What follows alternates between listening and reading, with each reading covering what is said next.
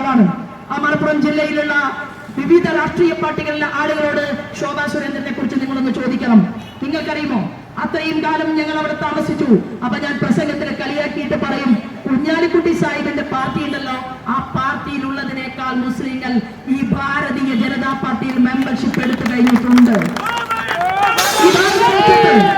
അതുകൊണ്ട് നിങ്ങൾ ഞങ്ങളെ ഭയപ്പെടുത്തി നിർത്താമെന്നുള്ള ഒറ്റ തവണയെ നിങ്ങൾക്ക് സാധിക്കൂ. ഒരു തവണ വിജയിച്ചാൽ, ഒരു സുഹൃത്തിനോട് ചോദിക്കുകയാണ്, അല്ല ശോഭാ സുരേന്ദ്രൻ, നിങ്ങൾ ജയിച്ചു പോയി കഴിഞ്ഞാൽ നിങ്ങൾ ഹിന്ദുക്കളുടെ മാത്രം ആളായി മാറുമോ? എന്നോട് ചോദിക്കുകയാണ്. എന്റെ നല്ലൊരു സുഹൃത്താണ്, മുസ്ലിം സുഹൃത്താണ്. അപ്പൊ ഞാൻ പറഞ്ഞു, സുഹൃത്തെ, ഇത്രയും കാര്യങ്ങളൊക്കെ ഭാരതീയ ജനതാ പാർട്ടിക്ക് അകത്തുണ്ട്. അങ്ങനെ ആയിരുന്നുവെങ്കിൽ ഞങ്ങളുടെ പാർട്ടിക്ക് ഇടുന്ന പേര് ഹിന്ദു പാർട്ടി എന്നല്ലേ, ഭാരതീയ ഹിന്ദു പാർട്ടി എന്നല്ലേ പേരിടുക? ഇത് ഭാരതീയ ജനതാ പാർട്ടിയാണ്.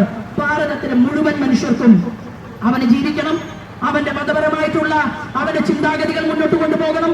രാജ്യമാദ്യം, മതം രണ്ടാമത് എന്നുള്ള സങ്കല്പത്തിൽ നിന്നുകൊണ്ടാണ് ഞാനും നിങ്ങളും സംസാരിക്കുന്നത്, ജീവിക്കുന്നത്. ഇവിടെ നമുക്കറിയാമല്ലോ, ഈ മതം എന്തിനാണ്? നിങ്ങൾ ഇസ്ലാം ആണെങ്കിൽ നിങ്ങൾ ഇസ്ലാം മതത്തിൽ വിശ്വസിച്ചോളൂ. ഞങ്ങൾ ഹിന്ദു ആണെങ്കിൽ ഞങ്ങൾ ഹിന്ദു മതത്തിൽ വിശ്വസിക്കുക. ആരിഫ് ഉണ്ടല്ലോ, ആരിഫ് ഇപ്പോ ഒരു ഫോൺ കോൾ വിളിച്ചാൽ ശബരിമലയിലെ ആചാരത്തെ തകർക്കാൻ ഡിവൈഎഫ്ഐക്കാരായിട്ടുള്ള സ്ത്രീകള് മല കയറി വരുമെന്ന് പ്രസംഗിച്ച ആളിപ്പോ കനലാട്ടം നടത്തിക്കൊണ്ടിരിക്കുകയാണ് അമ്പലങ്ങളുടെ മുന്നിൽ ചെന്ന് നിന്ന്. ഇത് ആളുകൾക്ക് മനസ്സിലാവില്ലേ? നാളമുണ്ടോ ആരിഫ്? ഇതാണോ സംസാരിക്കേണ്ടത്? നിങ്ങൾക്ക് ഇന്ത്യൻ പാർലമെന്റിൽ നിങ്ങൾ പോയ പ്രശ്നമാണ്. എന്താ കാര്യം എന്നറിയുമോ? 3 മിനിറ്റ് ആ സമയം. ഇന്ത്യയിൽ ഓരോ പാർട്ടിയുടെയും എണ്ണമനുസരിച്ച്, പ്രാതിനിധ്യമനുസരിച്ച് ഇത്ര സമയം ഓരോ രാഷ്ട്രീയ കക്ഷികൾക്കും പാർലമെന്റിനകത്ത് സംസാരിക്കാൻ സാധിക്കും.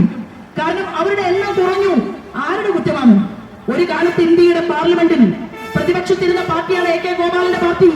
അങ്ങനെയുള്ള ഒരു പാർട്ടി ഇന്ന് ദേശീയ രാഷ്ട്രീയത്തിൽ ഒന്നുമല്ലാതായി പോയി. എങ്ങനെയാ വിജയിക്കുക? ആകെ ഒരൊറ്റ സ്ത്രീയാ മത്സരിക്കുന്നത്, അല്ലെ?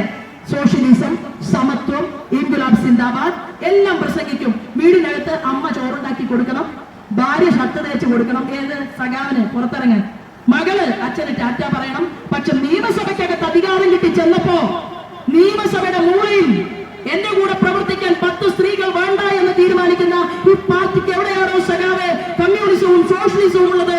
ഇന്നത്തെ നേതാക്കന്മാർക്ക് നിങ്ങൾ ചോദിക്കണ്ടേ?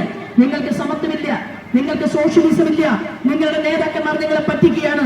ഞാൻ 10 പേരെ നിങ്ങളെ ലിസ്റ്റ് എടുത്തോളൂ.